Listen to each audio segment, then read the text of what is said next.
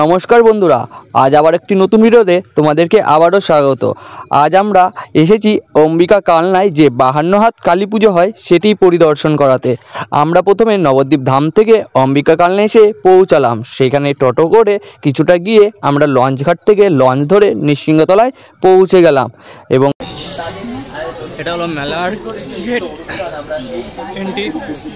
আমি এসেছি হলো কালনায় যে 52 হাত কালী মায়ের পুজো হয় সেইটি পরিদর্শন করতে এসেছি, আর আমি তোমাদেরকে দেখাচ্ছি। তো এখানে প্রচুর কিন্তু ভিড় রয়েছে, তোমরা একবার বলবো একটু দেখিয়ে দিতে।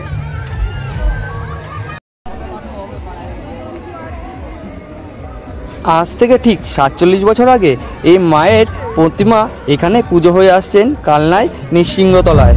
মায়ের প্রতিমা গঙ্গার মাটি দিয়েই তৈরি হয়, আবার গঙ্গার জলেই বিসর্জন হয়। প্রতি বছরের মতো এই বছরও কিন্তু মকর সংক্রান্তির দিন মায়ের পুজো শুরু হয়েছে। শুরুর প্রথম দিনই ছিল প্রচুর ভক্তের সমাগম। এখানে প্রচুর লোক এসেছে অনেক দূর দূরান্ত থেকে।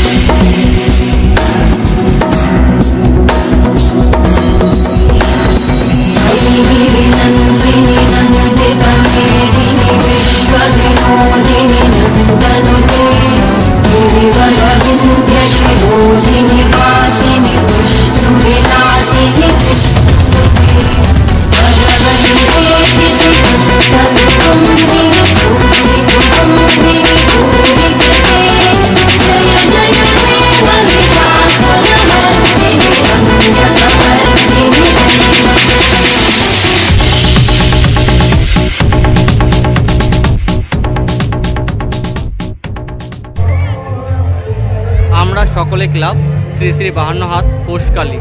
এখানে এটি হলো স্থায়ী মন্দির। এখানে 12 মাস প্রতিদিন কিন্তু এখানে মায়ের পুজো করা হয়।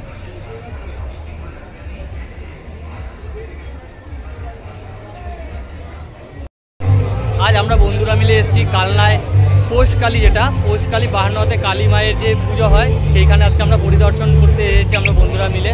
তো খুব ভালো লাগলো। আমিও ফার্স্ট টাইম এসেছি। এখানে কিন্তু অনেক বড় কিন্তু মেলা হয়েছে, সেই মেলাটা এবার তোমাদেরকে একটু ঘুরিয়ে দেখানো যাক, চলো। আমার তো আজ দারুণ লাগলো, এত বড় মায়ের প্রতিমা দেখে খুব সুন্দর লাগলো। আর সামনে যে মেলা বসেছে মেলাটা একটু ঘুরলাম। মেলায় সেরকম কিছুই ছিল না, ছিল শুধু খাবার দাবারের স্টল আর নানা রকম হরেক মাল।